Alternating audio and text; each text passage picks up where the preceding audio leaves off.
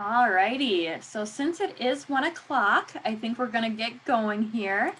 So welcome everyone to our Fill Your Pantry Preserving Apples webinar series by University of Illinois Extension. Since it is 1 o'clock, we're gonna get going.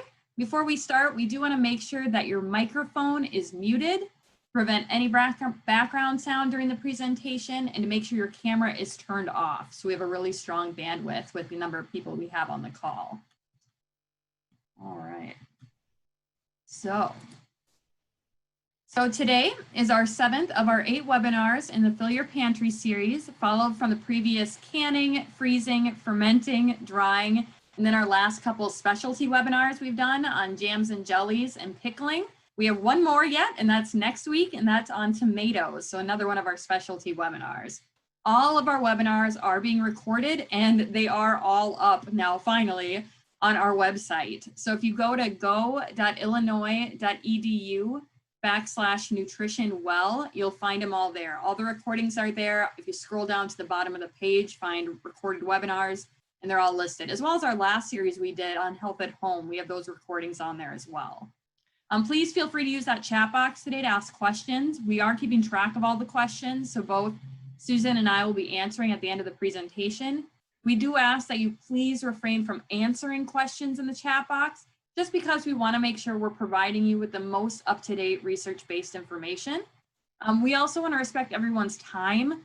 So if you don't have your question that's specifically addressed, because we're keeping track of everything in this chat box, we are going to take all those questions and answer them and then send them along with our handouts. So with recipes and other helpful information.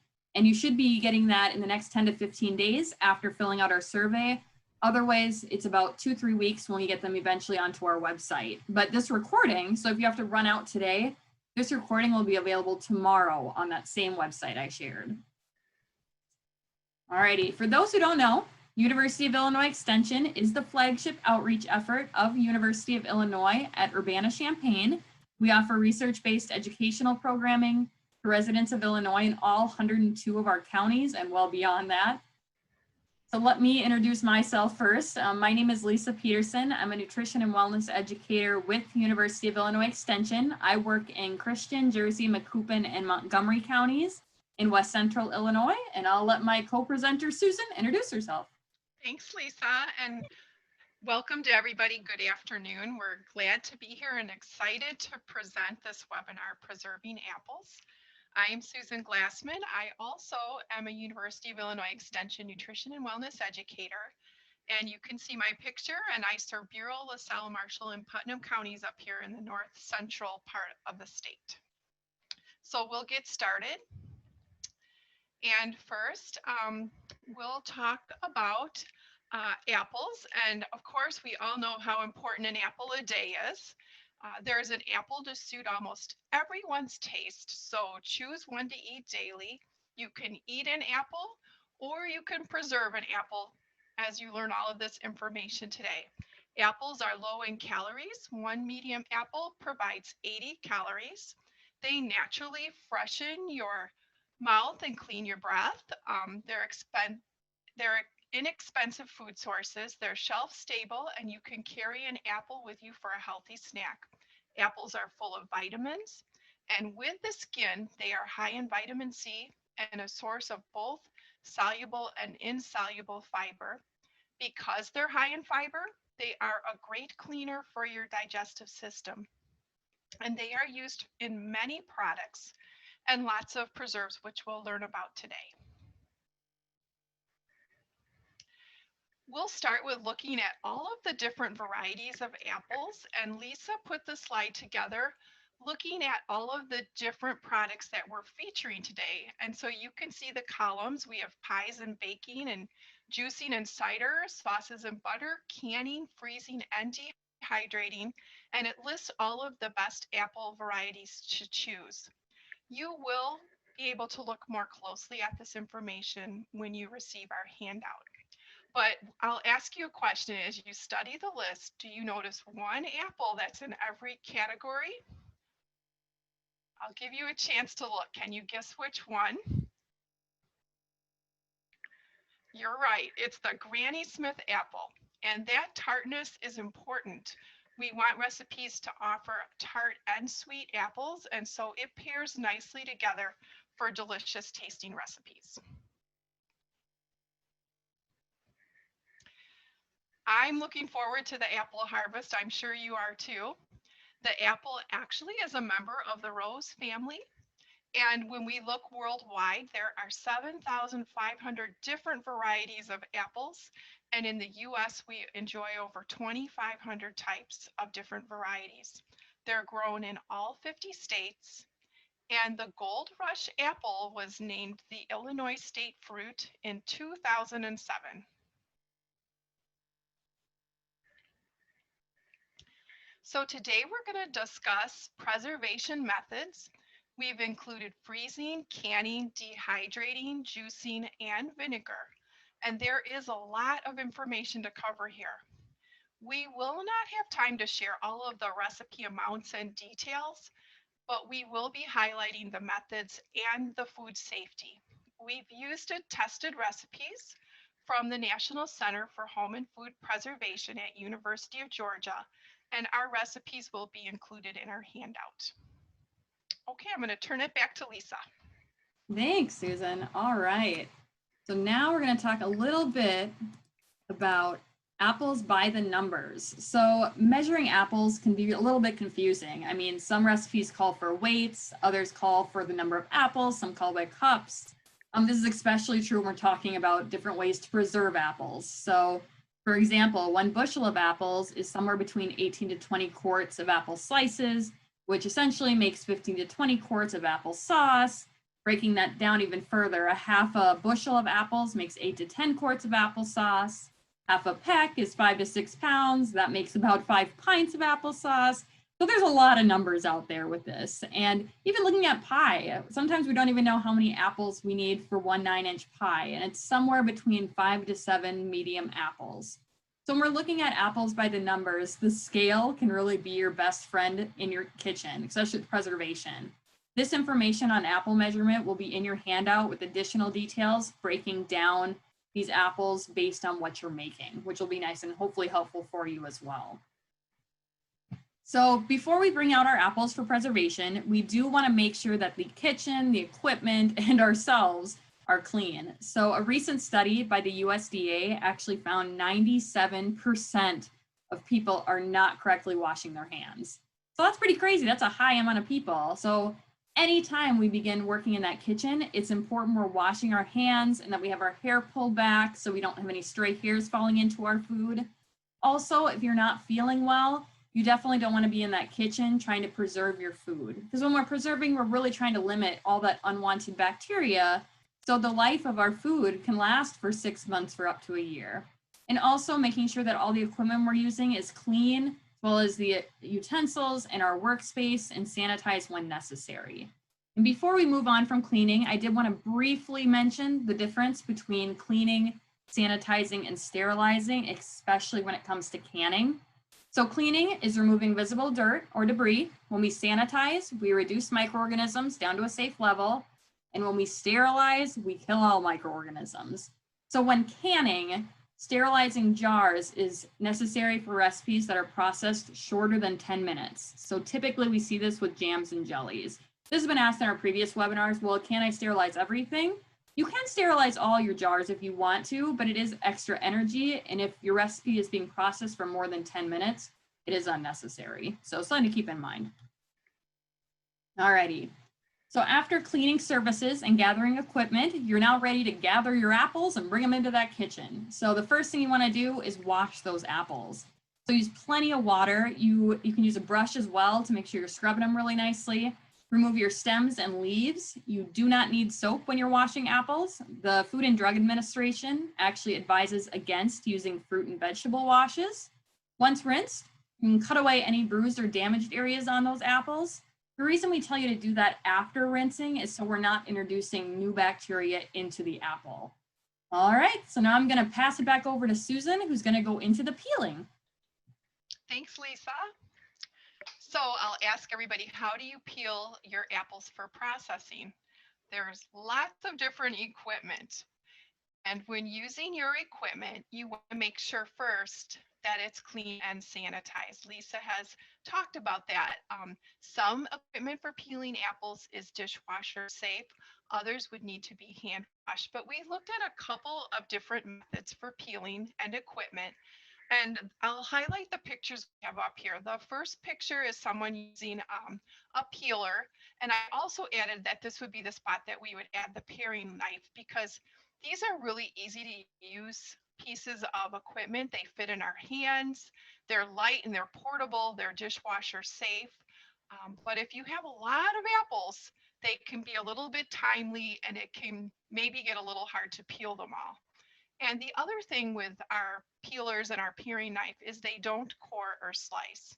So it depends really on the job that you have to do. The second picture is an apple peeler and corer. And this is one that's fast. It removes the core and it slices the apple. It peels it all at once. This has suction to adhere to a counter or a table. And it's a kitchen workhorse. It's helpful for quick processing, and it's also fun for the whole family. The kids can crank the handle and peel the apples, but be careful with this piece of equipment because there are very sharp metal spikes, and also get ready to use some muscle for turning the handle.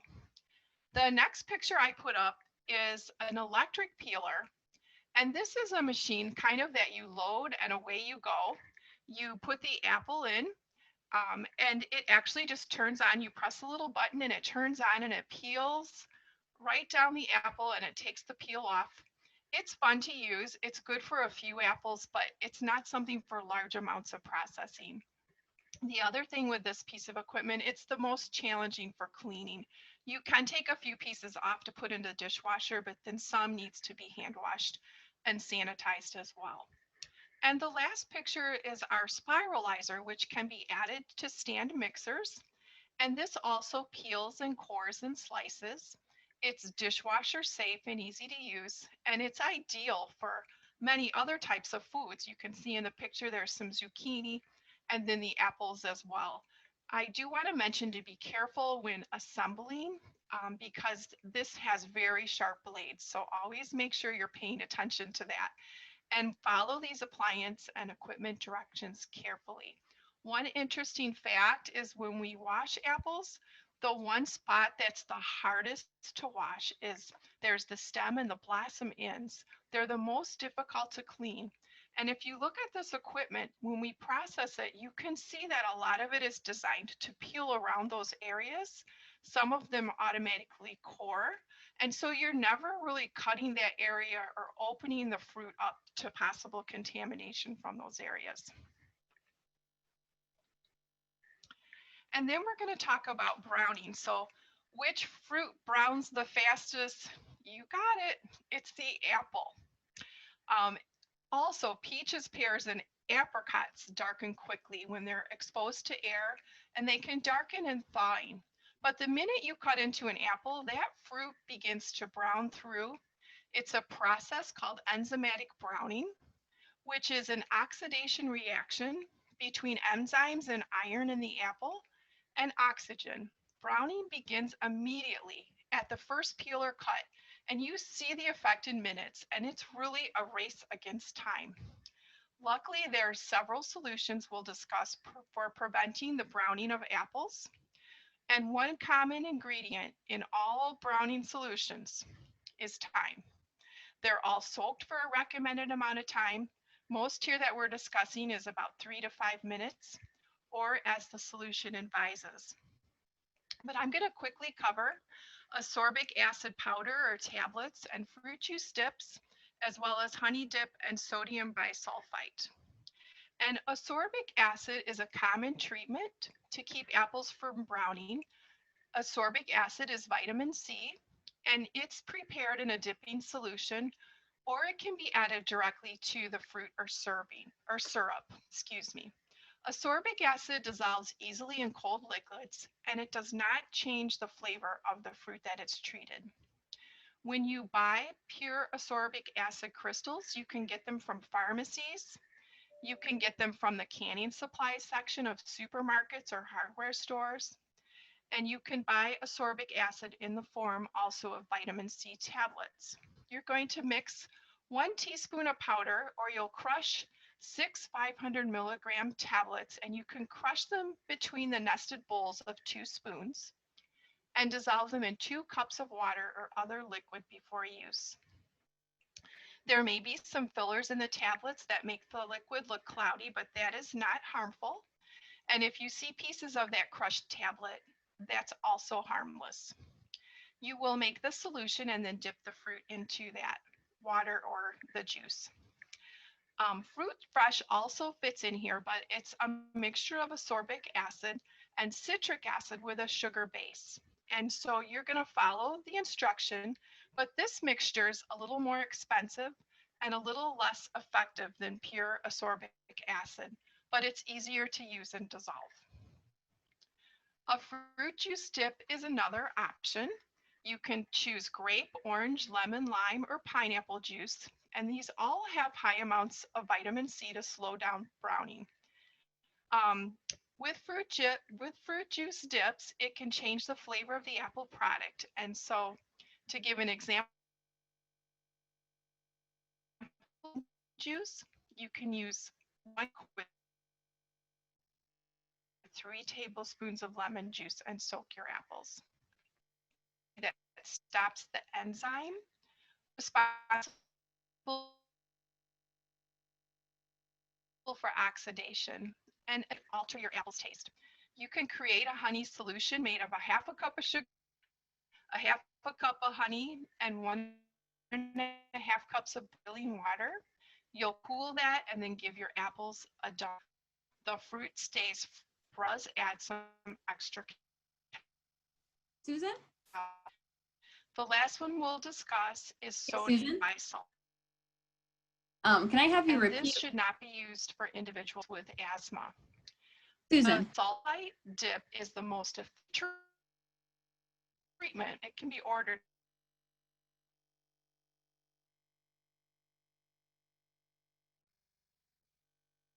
Uh-oh, I think we've lost Susan. Can everyone hear me? Yes. Oh, good. I'm getting a lot of yeses. Susan, I think we've lost you with the sound. So I'm glad you guys can hear me. Sometimes that happens with our audio. So I'll kind of, hopefully Susan can jump back in here and we'll bring her back. But she was just talking about the differences between. Here I am. Sorry. Oh, good. Gotcha. Here we Okay. go.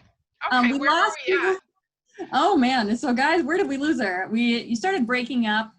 But yeah, a little bit. Could be a thunderstorm. We got some weather issues up here. Yeah, it's a little stormy up here. Okay.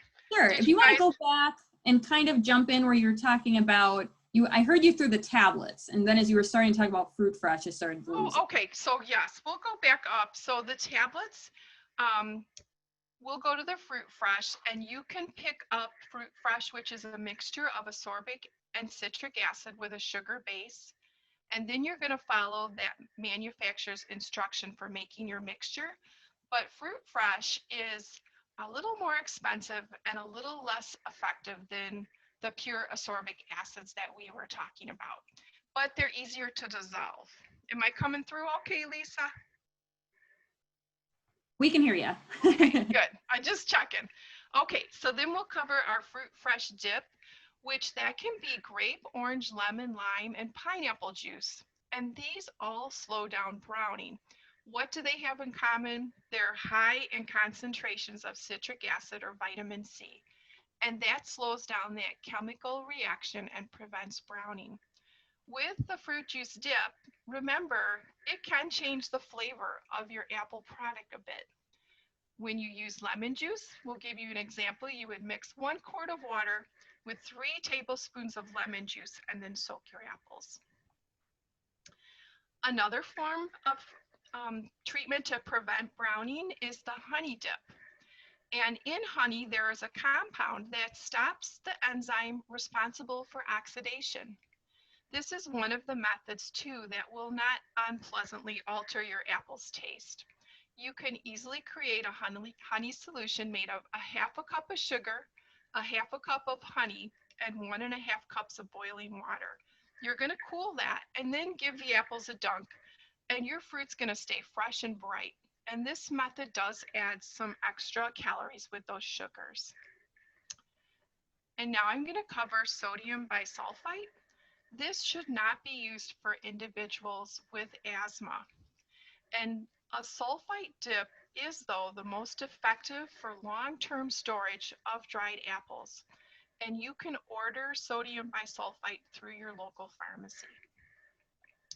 Remember, for all processing to prevent browning, citric acid alone is not a good substitute for ascorbic acid to prevent browning. For quality and safety, do not leave your cut apples out at room temperature for more than 2 hours. Pre-treated apples should be wrapped tightly in plastic wrap or placed in an airtight container in the refrigerator, which reduces browning. Cut apples can last for about 3 to 4 days in the refrigerator, depending on the variety. Okay, we'll move to our next slide. And it is storming a little bit, so just let me know if you guys can't hear me clearly. Thank you, Lisa, for catching all of that. No problem. So we did look at apple quality for preservation, and we put together a list of high quality and then lower quality. And remember that when you're preserving apples, I kind of think of like the hierarchy of quality. You want to capture the flavor of the season. You're going to get your apples from the orchard or the farmer's market or local stores or maybe your own apple tree. But the high quality would be for canning your slices and freezing, doing pies, those apple chips, and dehydrated slices. So anything where you're going to see that nice, pretty fresh and bright slice, you want that high quality. But then lower quality apples can be processed into applesauce and apple butter, apple leather or salsa relishes and chutneys or jellies. And that can be where there's some bruises or spots that you remove. And so we will mention that. Kind of look at the high quality and lower quality for what you're putting together. And then you can find those apples that fit each one. We'll mention here that not all apples are good for preserving. So check the list we're put together. But for example, Red Delicious are not recommended for preserving. And Rome apples are not the best for eating, but they're great preserved. And then we'll talk about this, but just to really mention, use a tested recipe. When you get started, you're going to invest a lot of time, you're going to invest a lot of money, and you want to end up with a safe product. We recommend the National Center for Home and Food Preservation. They have a book called So Easy to Preserve that you can order, or you can use their website right online. There's also the USDA Canning Guide, which gives a variety of tested recipes for jams and jellies and other sweet spreads. And then, of course, University of Illinois Extension doesn't endorse brand names, but we do also know that Ball and Kerr have scientifically tested recipes. Okay, Lisa, take it away. All right. So I'm going to start getting into a little bit on freezing. So for those who have missed some, we have done webinars specifically on freezing. So again, this is more of a general overview and very specific to apples and freezing. But we would highly suggest you go and rewatch our freezing webinar on our website. But freezing is one of the least expensive ways to maintain the quality of your apples. So you want to select those really good full flavored apples that are nice and crisp and firm and not really mealy in texture. When we start getting ready to freeze our apples, you want to peel, core, and slice your apples into 12ths or 16ths for those really big apples. Roughly about 6 apples makes a quart of slices, to give you a better idea. You're going to treat for browning using either that ascorbic acid, a fruit juice dip, the commercial mix such as Fruit Fresh that was mentioned earlier, or other practices we've discussed. When freezing, you do want to leave some room for headspace. So leave about 1/2 inch for dry packing or sugar packing, and then 1 inch for syrup packing. So keep in mind when working with your equipment, compounds in acidic foods such as apples can react with metals, forming an off flavor and off color, and can even cause harmful compounds to leach into your food. So for example, apples held in galvanized metal containers can actually cause zinc poisoning. So that's something to keep in mind when you're looking at preservation and acidic foods. All right, so these are the three common ways to freeze apples. There's a syrup, a sugar, and a dry pack. So a syrup packing is best for usually our uncooked desserts or our fruit cocktails, while sugar and dry pack work great for pie making. So for each of these methods, it is suggested to add an anti-browning treatment, such as, again, that ascorbic acid, commercial mix, or lemon juice. As you can see, my sugar and my dry pack share the same pre-treatment. So, and that is looking at per quart of apples. So that gives you a better idea. So a syrup pack is sugar that's dissolved in lukewarm water. Again, for more information about concentrations of your syrup solution from choosing light to heavy, I'd encourage you to go back and watch our freezing webinar. Otherwise, we'll include this more information in our handouts as well. But those heavier syrups that are higher in sugar are good for those firmer tart apples, such as a Granny Smith, as opposed to using those light syrups for your sweeter apples.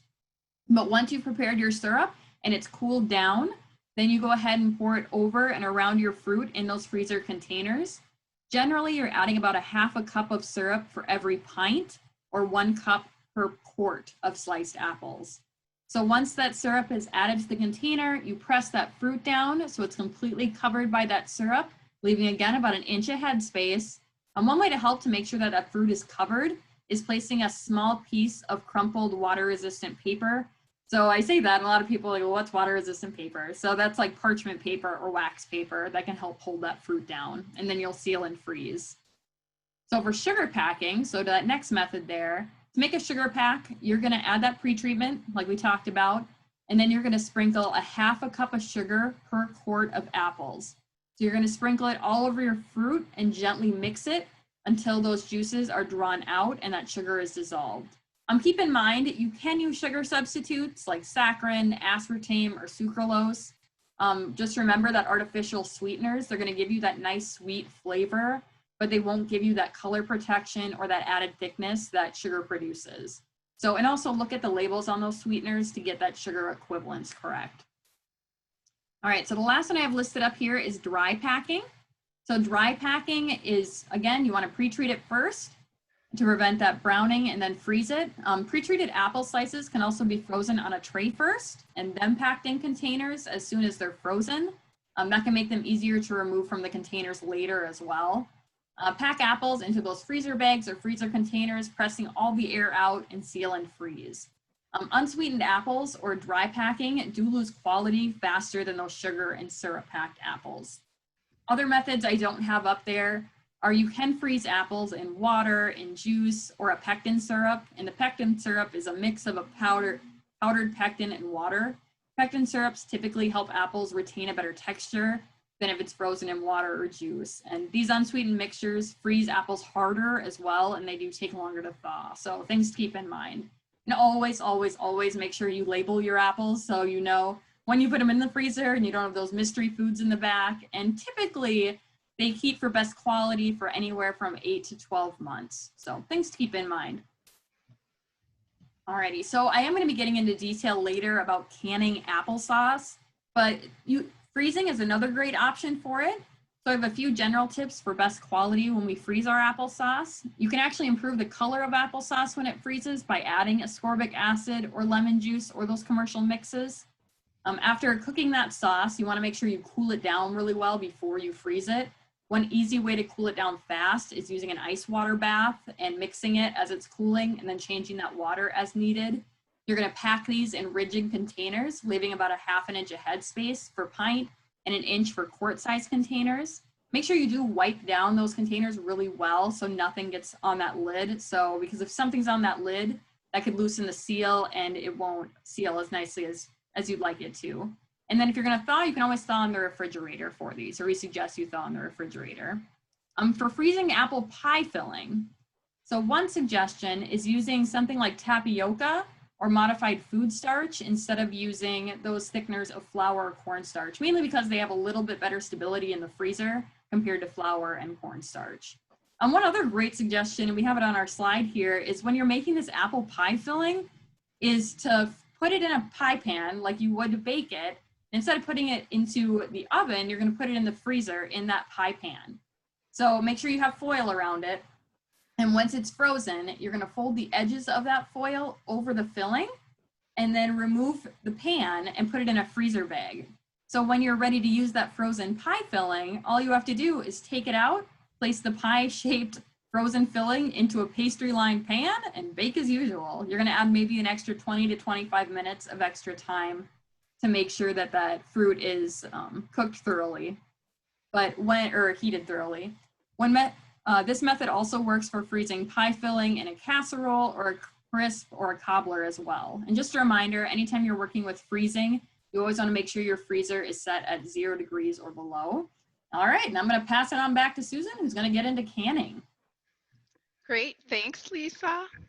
Everybody can hear me coming through okay? It's storming a little bit here, so just checking. Okay. Yeah. Yep. So for canning, we picked out some canning recipes, and there's a variety of recipes for canning apples. We chose just a few. You can also do your own search to find apple recipes through our extension resources, and you can quickly go into your Google search and add like apple pie filling, and then do comma extension, and it will bring all those resources up right to your fingertips that you can use. So that's one way to do a search. Use the variety of apples that best fit the recipes. And if this is your first time canning, watch our recorded webinar on canning foods, and there's a recording and handouts. You also can reference the principles of home canning at the National Center for Home and Food Preservation website. With canning, focus on quality, use the best apples, and remember that apples are sizable in the amount that you preserve. Recipes do a lot of quarts, but you may see some that are done in pints as we talk through here.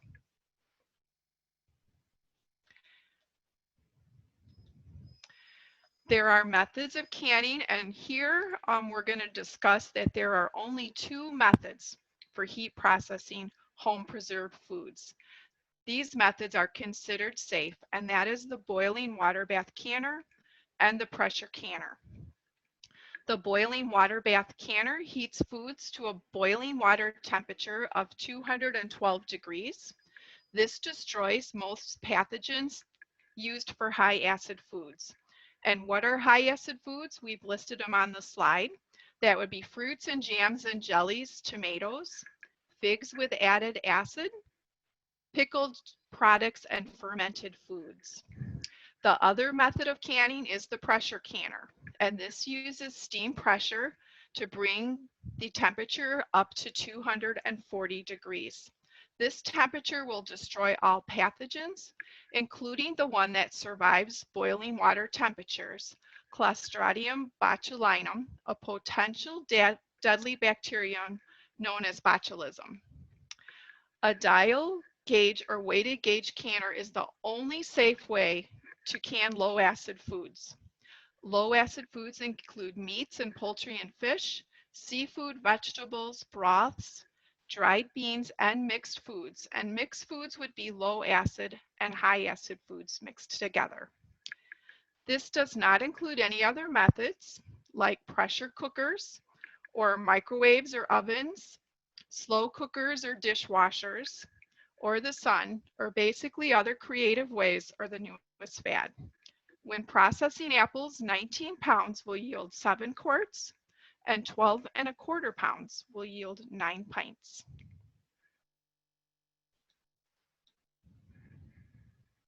We're going to look at canning apples and pie filling, and with this you want to use a mixture of sweet and tart apples. Of course, this reminds me of fall, and I can't wait to enjoy, but canning these preserves gives you the enjoyment of having them in the cold winter months ahead. Apples are peeled and treated to prevent browning, and peeling also prevents product discoloration. They can be canned in water or sugar syrup or juice. The sugar in the syrup or the juice does help fruit pieces to hold their shape, their color, and their flavor, but the sugar is not necessary for preservation. It does not prevent spoilage. If you use syrup, you're going to make your syrup before you make your fruit, and you're going to make very light or medium syrup. And keep in mind that the lighter the syrup, the softer the final product will be. For pie filling, you will process your apples and sauce separately. Pie filling will need added pectin, and it'll be cooked. The sauce will be cooked till it's thick. At that time, you'll add lemon juice and you'll stir that constantly, and then you'll fold in your cooked and drained apples to fill your jars. Always check your headspace here because pie filling is 1-inch headspace, but canned apples are 1/2-inch headspace. So I make sure I double check those things. You can use sugar sweeteners, but they have recommended that you don't add the sweetener during preservation, you add it after. So you can wait till you open and then add your sugar sweetener in the product before you serve it. Okay, we'll talk about apple butter. And apple butter is cooked apples, and they're pressed through a food mill or a colander, or a strainer. But who loves apple butter? It's a labor of love. It's a lot of apples that equal a little bit of butter. Use a tested recipe and wash and core your apples. It's not necessary to peel them, and that actually provides pectin for good gelling. You're going to combine that with vinegar and cider, and you're going to cook slowly till those apples are softened. And then you take the mixture and you process it through a food mill, which I showed up here in the pictures, or you can use a colander, or you can use a strainer. But you're going to press the mixture through, and it's going to resemble applesauce, but it's going to be much browner from using the brown sugar and cinnamon and cloves. After processing, you're going to cook that pulp mixture. And this can be done on the stove, but watch it carefully. I use a Teflon coated pot because that sugar is very condensed and it can burn carefully. So be very careful watching that. It's done when the apple butter remains mounded on the spoon, like you could eat a spoonful. And then you're going to process it in the water bath canner.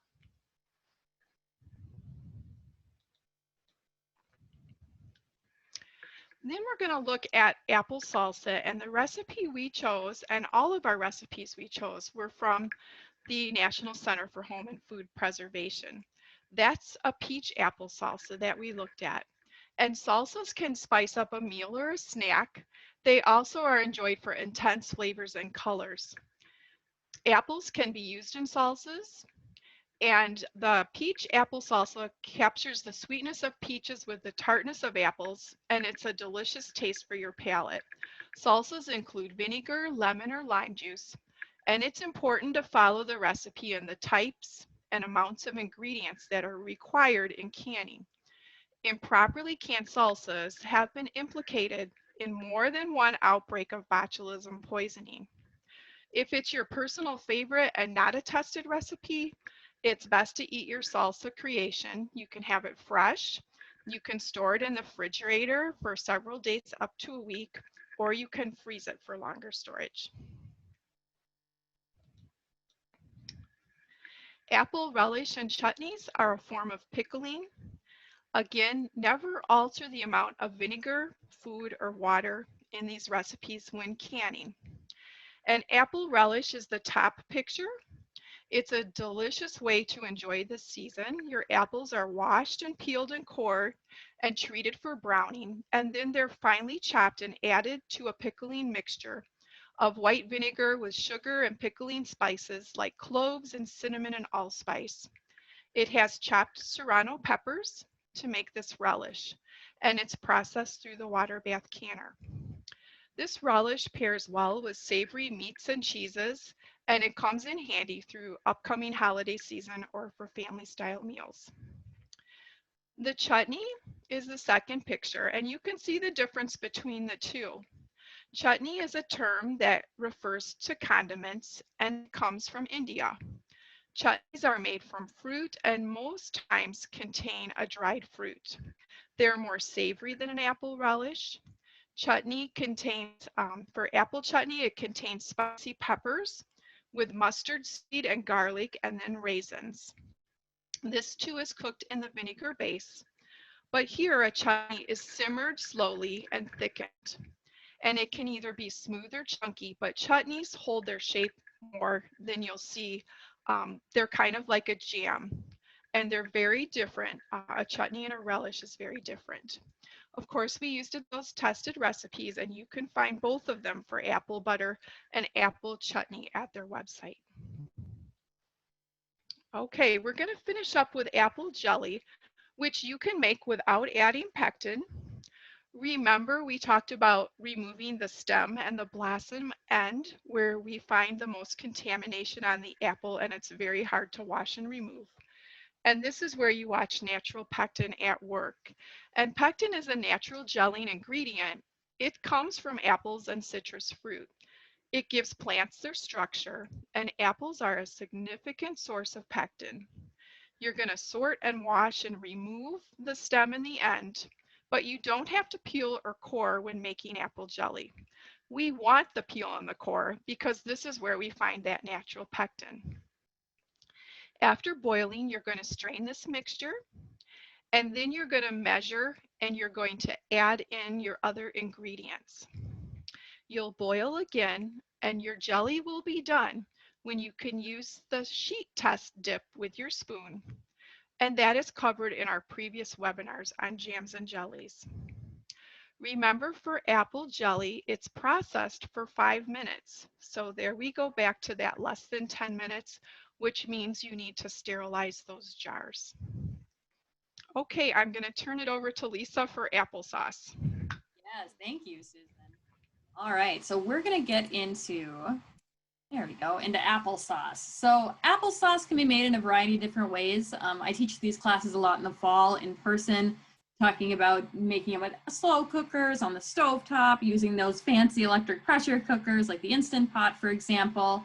However, when making applesauce for canning, and when we're canning, we're making something shelf stable, you do want to follow a scientifically tested recipe. That's very important. Others prepared in your slow cooker, pressure cooker, those are great to store in the refrigerator. These quart and pint numbers I provided in this slide are for a fully loaded canner. So looking at 21 pounds of apples makes 7 quarts. When really that's a lot of apples, but applesauce breaks down so much that it creates a lot less than what you think. But you're looking at different flavors for your applesauce. If you want more of a sour or a tart flavor of applesauce, you add about 1 to 2 pounds of tart apples, such as a Granny Smith, for every 3 pounds of your sweeter apples. So when we're making our applesauce for canning, you're going to peel, wash, and core your apples. And if desired, so this isn't a requirement in the recipe, but you can slice your apples into water that contains ascorbic acid. Again, going back to preventing that browning. Susan talked about this earlier, but you can use 1 teaspoon pure ascorbic acid or 6 of those 500 milligrams crushed vitamin C tablets in a gallon of water. And as you're slicing them up, you can throw them into there so you're giving them time to prevent that browning. You can also use commercial mixes like the ones we talked about previously, but they are less effective in controlling discoloration. But make sure you are following those manufacturer instructions for those. So after you've gone through the process of pre-treating your apples, if you choose to, you're going to place those drained apple slices into an 8 or 10 quart pot. And you're going to add about a half a cup of water, and you're stirring it occasionally to prevent that burning, but you're going to heat it quickly until they're tender. And this can take anywhere from 5 minutes to 20 minutes, depending on what kind of apples you're using and the maturity of the apple as well. Depending on the consistency you want of your sauce, this can determine if you want to put it through a sieve or a food mill, or just skip it and have a chunky style sauce. I'm not a big chunky sauce person, so I'm the one who would put it through a food mill to kind of thin it out for me. Another thing when we talk about applesauce, especially with canning, you can make your sauce without any sugar. So you don't need to add sugar. If you want to, you can. You can add about 1/8 of a cup per quart of sauce. You can taste it and feel free to adjust and add more if you'd like to. Just make sure this last step here, you're going to reheat. So after you add your sugar, you want to reheat that sauce to a boil. And we'll talk about some troubleshooting next on why that is really important.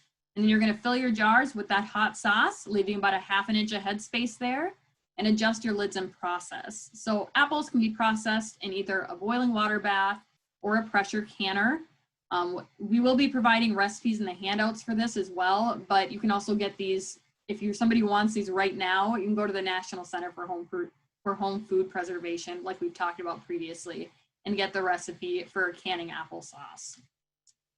All right. So when we talk about applesauce, there are many problems we can often encounter when canning it. So air can definitely be our enemy when making applesauce. Think of it, an apple itself is about 25% air. So you think about bobbing for apples, there's a reason they float. So a lot of times we remove that air or we drive that air out by cooking it. So some of our biggest problems we've seen with apples, with applesauce, is the browning, the siphonage, and the mold. These are the most common problems. So that browning is caused by cut apples being exposed to air. Occasionally, the top of the canned apples turn brown. This is caused from not heating that sauce enough to prevent that browning, and there's still enough oxygen in the headspace that's causing that enzymatic reaction. Also, when those air bubbles are not removed from the sauce, this can happen, and why it's so important that we go around that jar with a bubble freer tool or a plastic knife to remove those bubbles. Aside from cooking problems and having enough headspace, some recipes also can call for lemon juice or ascorbic acid to preserve that color and to add more acidity in there. Typically, you can add about 1 tablespoon of lemon juice per quart if desired. Adding it before, this is where you'll add it before you reheat it back to that boil, before we start adding it to the jars. You can also add cinnamon, nutmeg, and other ground spices. They're gonna add some natural color in there and may mask that oxidation that's happening in there. Air left in the jars will expand during processing, so that can cause the contents in the jars to overflow. I know when I teach classes, that comes up on occasion is someone tells me I cannot make my jars, so they will not overflow. But that is what we call siphoning. So when that sauce overflows, you're not only losing your product, but you're also increasing the risk of those jars not sealing. And that's the big thing there. We want to make sure our jars are sealed. You can reduce the chances of siphoning by using a plastic knife or a bubble freer to remove the air bubbles from the jar before applying that lid. Making sure we're leaving adequate headspace as well to accommodate for that expansion. So making sure you do have a 1/2 inch of headspace on top. It's common for applesauce to siphon from the jars when removing from the canner. That's another problem we see is when you're taking them out, they tend to siphon. The thinner the applesauce, the less siphoning there seems to be. Probably because you're breaking it down a little bit more because there's so much air in those apples. Try to maintain a constant, gentle rolling boil when processing. So if there's a lot of large temperature fluctuations when you're canning, that can cause that product to come out of the jar.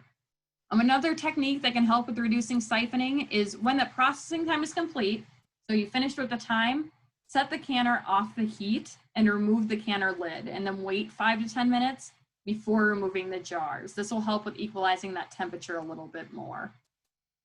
All right, and the last one here is talking about mold. So molds are common in the air and can sometimes settle in our product after it's been put into the jar and before you apply that lid. So processing, according to recipes, can destroy those microorganisms that may enter during that headspace during canning. Again, if you see any mold or spoilage happening, throw it out. That is not worth taking the risk for.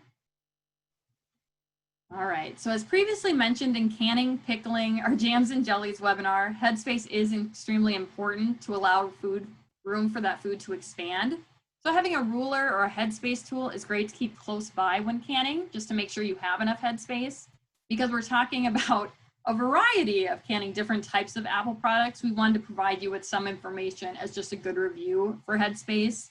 So pie filling needs about 1 inch of it, slices, sauce, and salsa need about 1/2 inch, jellies, butters, marmalades, chutneys, conserves, preserves need about 1/4 of an inch of headspace. So it's just a good review on talking about headspace. Alrighty, so we're gonna move on from our canning, and I'm gonna start talking a little bit about dehydrating. So dehydrating or drying apples is another way to preserve. It's by slowly removing the water from the product. So as discussed in our previous webinars, there's several different ways you can do this for drying foods. Although for apples, using a dehydrator is probably your safest and best option. Trying to oven dry can take up to 25 hours. So it's a long process if you try to do this in the oven. Microwave doesn't really dry evenly and can easily scorch or burn our food. Apples are a good candidate for sun drying. However, you need to be in the right environment for it. So for sun drying, you need to have a minimum of 85 degrees and humidity of less than 60%. And in Illinois, sun drying is definitely not recommended. I'm living anywhere in the Midwest. This is a tough one to do because of our humidity out here. Also, you're at a higher likelihood of getting contaminated by insects or birds as well by sun drying. So mostly using that dehydrator is the best option. You do want to select mature, firm apples, such as Gala, Honeycrisp, or my all-time favorite, the Fuji apple. Wash your apples well, pare if you want, and core.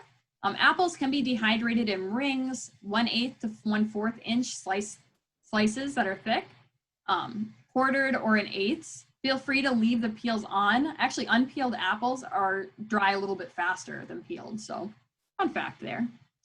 Additionally, pretreatment is highly recommended. So dipping in an ascorbic acid mixture or an anti-darkening solution for about 10 minutes.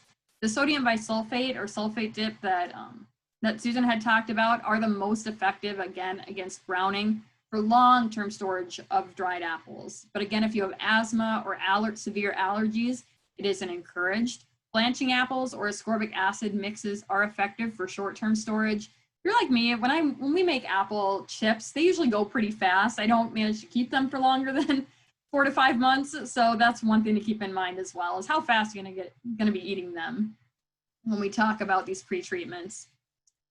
If you choose not to, you can actually choose not to do a pre-treatment on an apple, but the apples will continue to brown during and after drying, and it will affect the flavor and the vitamins in the fruit. So things to keep in mind when you're looking at pre-treatment.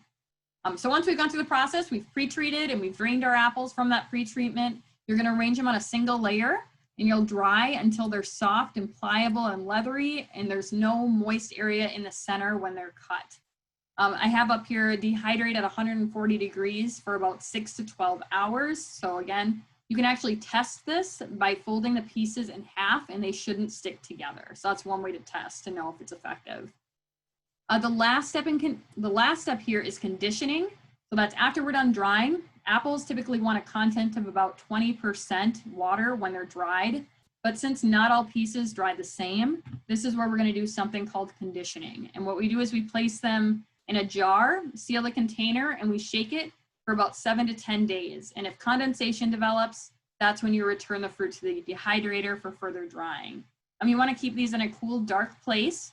Best quality for dried apples is about a year. If you want to keep them longer, you can actually put them in a plastic freezer bag, and then they'll keep up for best quality for 2 years. In addition to doing sliced apples or these apple chips, applesauce is actually a great candidate for drying. It's got a little bit less water content than other fruit purees and dries pretty quickly. It's got a pretty mild flavor, so you may want to combine it with cinnamon or cloves. The leather could also be sprinkled with chopped nuts before drying.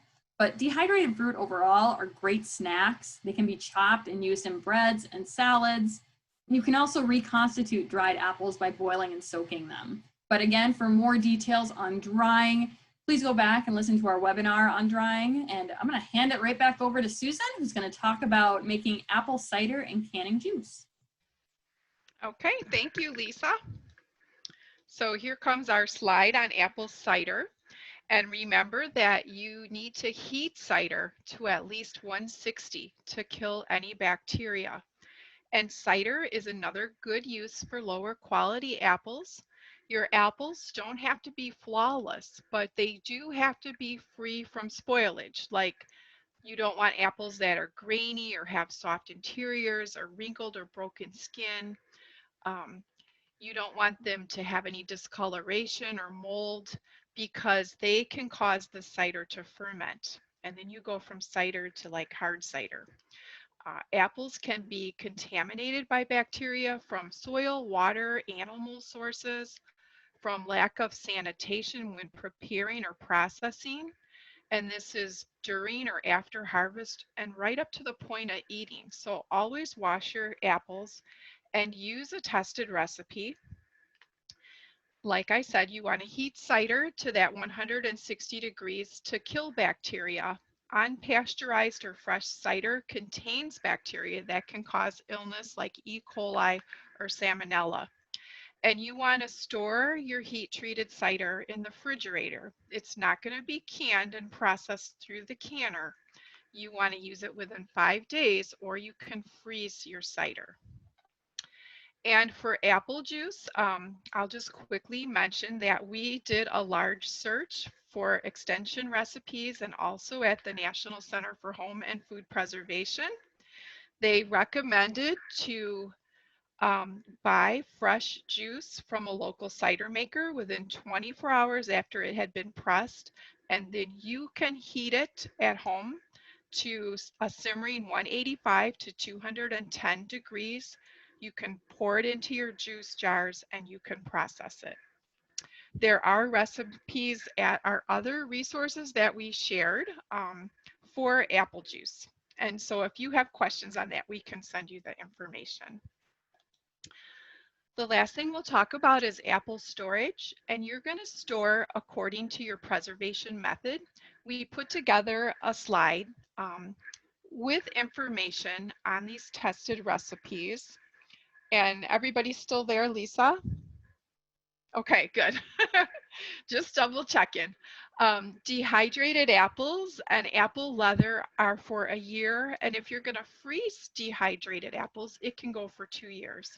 All of our canned apple products are for a year, and freezing is between 6 and 12 months. Pie is 6 to 8 months. Applesauce is 8 to 10 months, and slices was 8 to 12. If you make vinegar and you pasteurize vinegar, and that's where we got, Lisa, I'm sorry. I'm going to finish this and let you go back to vinegar. You're right. You can finish this up. You pasteurize vinegar, you can store it indefinitely. So let's go back. There we go. And you jump in, Lisa, and then we'll finish. Sorry about that. That's all right. She's just a little ahead of me. All right. I flew right ahead. So I'm briefly going to talk about apple cider vinegar. I know this is becoming a little bit more common. I'm seeing more people wanting to make their own apple cider vinegar, so I do want to touch on it. Homemade apple cider vinegar is a great addition to salads, to cooking, to freezer or refrigerator pickled products, but it should not be used for canning. So the reason we tell you not to use homemade is a key word there, homemade apple cider vinegar, is because we don't know the exact acidity of that. So we still want you to use the store-bought vinegar that's at least 5% when working with canned products. So something to keep in mind. Also, when we're talking about what you can use when you're making your apple cider vinegar, ideally you don't want to use aluminum or metal just because that may leach into your vinegar. Glass, plastic, wood, enamel, or stainless steel are okay for making and storing your vinegar. So like I said, I'm going to do a brief overview on making it. So there are 3 main steps here for making our vinegars. You're gonna make or acquire your cider. This is where then you're gonna change all your fruit sugars to alcohol. So we call that yeast fermentation. And then all that alcohol is gonna change to acetic acid. And then we're gonna clarify it. So we're filter it through to prevent any further fermentation. So, and I know Susan touched on this, talking about cider. It's best when we're making our apple cider vinegar to use cider that's made in the fall or the winter months, because those the summer and green apples don't have enough sugar in them. When we're making our cider, we're going to crush that fruit to get enough of that fruit pulp and strain off the juice, and then use a press or a cheesecloth to strain it. And you can add yeast to activate fermentation, but it's not essential for it. But I promise it'll speed up the process a little bit there. Bread yeast are really not recommended for this. You can get specialty yeast for making apple cider vinegar. Usually you can get that at winemaking shops or in labs, biological labs. To make a starter, you're going to crumple 1 cake of yeast into 1 quart of cider. That makes enough for about 5 gallons of cider. And again, we're going to have all this information for you in nicer handouts as well. But so once you've got your cider, you're going to pour all that cider into 1 or 2 containers and go about 3/4 full, and not closing those containers. But you're going to stir that mixture daily and keep that container away from direct sunlight and maintain a temperature of 60 to 80 degrees. And that's typically where we run into problems, or where we see people having to wait a lot longer to ferment, because those lower temperatures don't produce enough usable vinegar. And if it's too high, you're going to interfere with the formation of that mother of vinegar. So full fermentation, if it's in the right environment, takes 3 to 4 weeks. And again, please go back and watch our webinar on fermentation, which will go into more detail. Near the end of all this period, near the end of your fermentation, you're going to notice a vinegar-like smell. You can taste it to determine the strength of it. When that vinegar is fermenting, that's where you're going to see a jelly-like layer. And we've gotten questions before in the office about that, like, well, what is that? And that's the mother of the vinegar. All right, so once we've gone through that process, we've now changed it to acetic acid. You're going to go through the filtering. So when that vinegar is fully fermented, you're going to filter your liquid now through several layers of either cheesecloth or those paper filters. If you still use a coffee maker instead of a something that takes a Keurig or a K-cup, you're going to have all those nice coffee filters, and they'll just work really well for this. So this also removes the mother of the vinegar when you're filtering through, and that prevents any further fermentation or spoilage of that product. You can actually save that mother. So what you do is you take that mother of the vinegar and you add a little bit of that now apple cider vinegar you made, and you can store it in a food safe closed container at room temperature. So I know that's been asked before as well. So the vinegar is now ready for storage after you've gone through filtering it. Stored vinegar will stay in excellent condition almost indefinitely if it is pasteurized. And there's the key word there, if it is pasteurized. So you're going to heat that vinegar that you just made to at least 140 degrees and not more than 160 degrees. And this is where you can use a food thermometer to make sure that you get to that temperature. You'll want to sterilize those bottles you're using that are storing that vinegar and let cool before you add the vinegar. And you can store your vinegar, like you said, if it's pasteurized, indefinitely at room temperature out of direct sunlight. And I would suggest you go back and watch our fermentation webinar. And of course, you can always call our extension offices with more questions. Alrighty, and Susan kind of covered this. Okay, so we covered that. Yeah. And so we're going to move down to sharing these resources with you. You can check for all of the recipes that we talked about with methods and food safety at the National Center for Home Food Preservation. There are also food preservation resources on the University of Illinois Extension website. And then we do have a website that's called Apples and More that you can access. I know we're running up close. We're at 2 o'clock. So Lisa, do you want to take a couple of questions or? Well, let's see. We'll see. We're sorry, we're right up on this time. We just had so much to discuss, so. Yeah. I'm going through here. I saw a question about, do you have to peel apples to freeze them? And you do not. It's merely a preference. You can do the individual freezing of apples with the skin on the trays, and it just is a preference. So you can freeze with the skin on. Yeah, and we had a question about going over that dehydrator. Again, that's going to be, if you're using a dehydrator, you're going to go about 140 degrees using that dehydrator, putting those apples on the tray and let it dehydrate for somewhere between 6 to, I believe, 10 to 12 hours. So dehydrating is a pretty simple process, and I'm not sure on any that aren't plastic. I guess I'd have to do a little bit more research to find non-plastic dehydrators. I know I've seen some of the other ones, but we'd have to get your contact information. There was a question about using a plastic knife as opposed to a clean table knife. And the reason we recommend that is you would never put metal to glass. It could nick the canning jar. And so that plastic is just a little easier on the glass. And then I wanted to answer a question towards the end about the difference between apple juice and apple cider. Mm-hmm. I did talk about processing apple cider. And when we looked for resources to make apple juice, that's where we only found that they recommended that you buy apple juice from a cider maker and use it within 24 hours of pressing to can. However, there are recipes that are available for apple juice at some of the other resources we mentioned, like Ball. But they were not available through Extension or through the National Center for Home and Food Preservation. So just to be clear about that. Yeah, and this is, I'm going to kind of wrap up with this question. Somebody asked, we've been asked this a lot in our webinars, is where can I get my canner gauge tested? And we actually do that through the University of Illinois Extension. So if you actually go to our website, it'll show you, or you can call the local extension office and we will do that for free for you. So. Yep. All right. Okay. And we will, I know there's a lot of questions. I There's a apologize. lot of we can't questions, get yeah. to all of them, but like I said, they will be in a handout and we will answer every single one of We them. will. I did keep a promise. list here, so we will answer them for you. And also, I think if you've been on our webinars, you probably know about our texting program, but you can sign up at goillinois.edu/wellness tips. You will get no more than 2 texts each week. We do not share your phone number. You can stop anytime, and they are really great. They give us healthy nudges about healthy eating, finances, family issues, and information on health research that comes directly from the University of Illinois campus. All right. And we want to thank everybody for being here with us.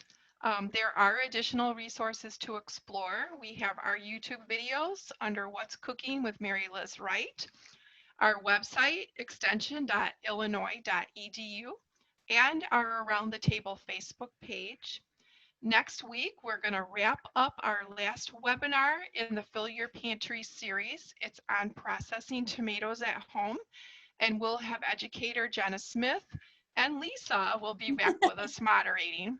Yeah. Remember to watch for your evaluation in an email from us. And after you return that, we're going to send out those handouts. We will include recipes that we featured today. This webinar was recorded and we will post it on our website. Lisa, you want to give the website again? Yes. So if you want to go visit our website again, see any of our other recordings, it is go.illinois.edu/nutritionwell. There we go. And again, Lisa and I thank you for joining us. We hope that you enjoyed receiving this information as much as we had enjoyed putting it together. But thank you for joining University of Illinois Extension and have a wonderful day.